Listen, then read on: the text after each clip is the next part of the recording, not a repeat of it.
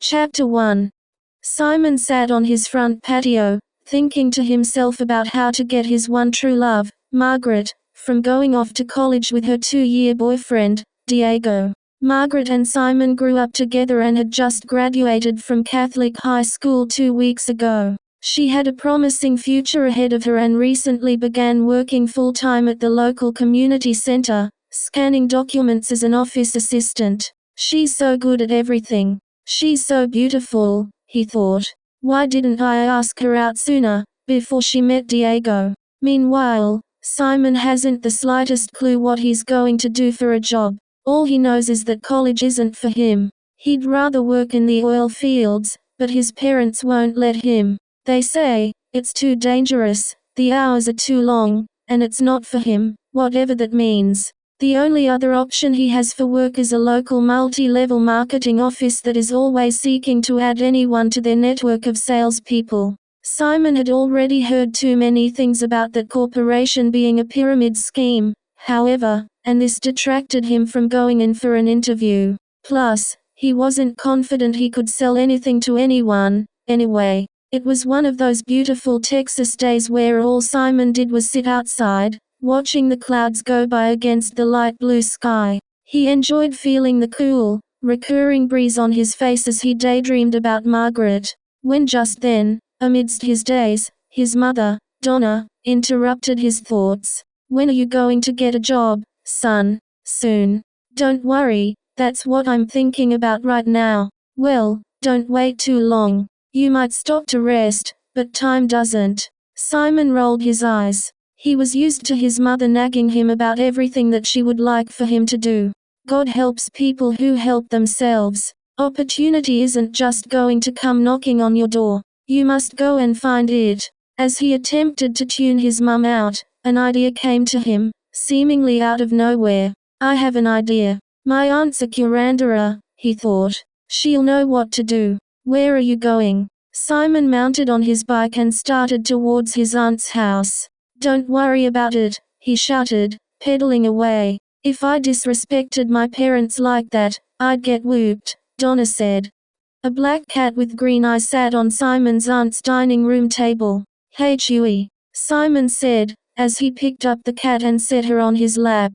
"Okay, Simon, tell me, what's your idea? What do I have to do to get Margaret to leave her boyfriend and be with me?" His aunt, Gisela, thought to herself for a few seconds and then responded, "If you're serious about it, then just give me $150, an article of her boyfriend's clothing, and a few petals from a red rose that you give to her." Simon wondered to himself how he would pull off such a feat, and if his aunt's spell-casting powers he had heard so much about would actually work. "The rose has to be near where she's at during the time I do the spell, so make sure she doesn't throw it away or anything like that. That's all.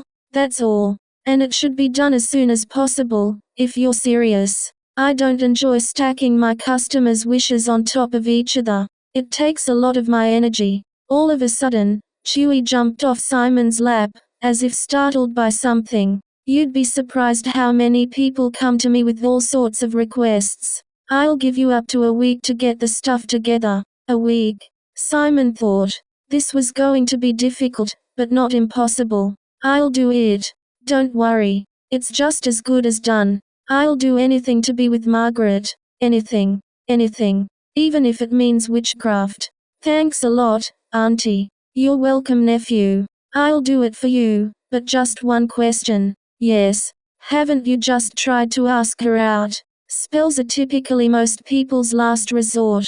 He had thought a million times about how he was going to take Margaret from Diego, but whenever he got into her presence, he became too nervous to tell her his feelings. "I've tried. I just can't get up the courage to actually do it. Every time, I get too nervous." "I understand. I was once timid as well. That's what got me into magic.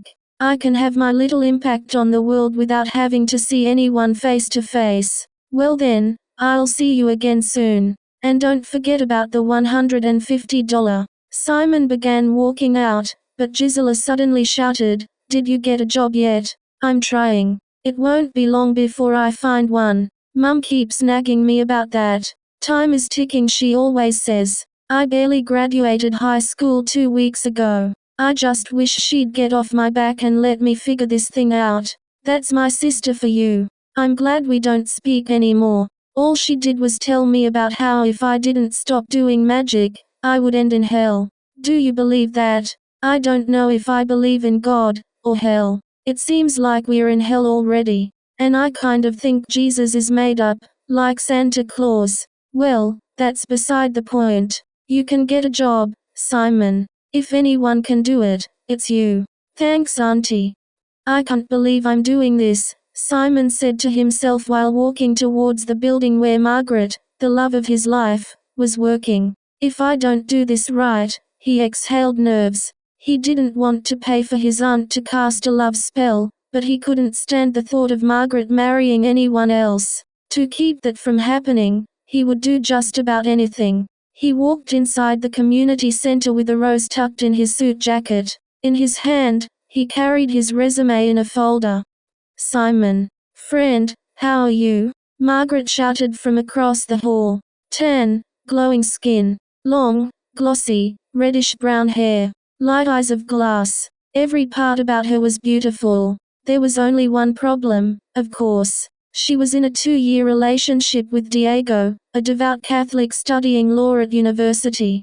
You know. I'm living the dream, Simon responded. Every day is the new greatest day of my life. I'm glad to hear that. His heart beat faster and faster. Sweat developed on his palms. I'm certain she's the one for me, he thought, as he reached in his jacket to pull out the rose. Suddenly, the only person standing in the way of Margaret's heart came right in between them, once again. Simon?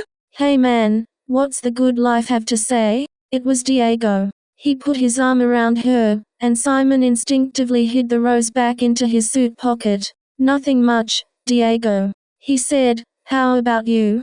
Great, you know, just waiting to go to university this fall. My girl here's coming with me this year, and nothing could make me any happier. God's been so good to me. Diego kissed Margaret on the cheek, and Simon recoiled within himself. There's something that happens to a person when they are overcome with jealousy. A carnal instinct. Simon's blood suddenly boiled, but he managed to hide his emotion behind a smile, albeit a very fake grin.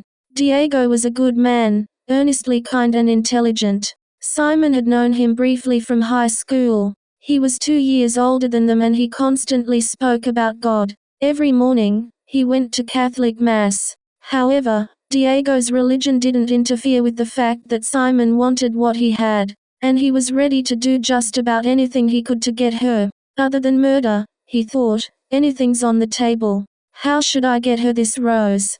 Simon gathered some applications for local jobs, at the deli, an ice cream shop, car dealerships, but none of them really appealed to him. He remained at the community center all day, lingering around the room where Margaret's office desk was. How else am I going to make Margaret my wife? If there was another way, I wouldn't do it like this, he thought. This was his last remaining chance. Now, all he had to do was to leave the rose in her vicinity and snatch one of Diego's garments. So Simon made a plan to go into her office when she wasn't looking and stash the rose somewhere. He would take Diego's hoodie from off of her chair and out of the building with no one noticing. With that, he'd have all the prerequisites for the spell.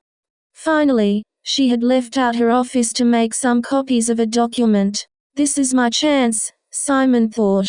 He sprang up like a kangaroo and went in like a shadow. Leaving the rose in one of her desk drawers, he grabbed Diego's hoodie in one motion and left the community center with it rolled under his arm. As he left, there he saw Diego outside the building doing calisthenic exercises. Like the stud he was. Until next time, Simon. Simon looked back to wave goodbye at Diego, his sweatshirt clutched in his arm so that he wouldn't be able to see it. He marched away hastily, nerve-wracked, unless his arch-nemesis would come running up behind him to give him a hug, or something heinous to that effect. He may have been a liar and a thief that day, but at least he had accomplished the task at hand. Plus, it's not like anyone's dying. Or so he thought.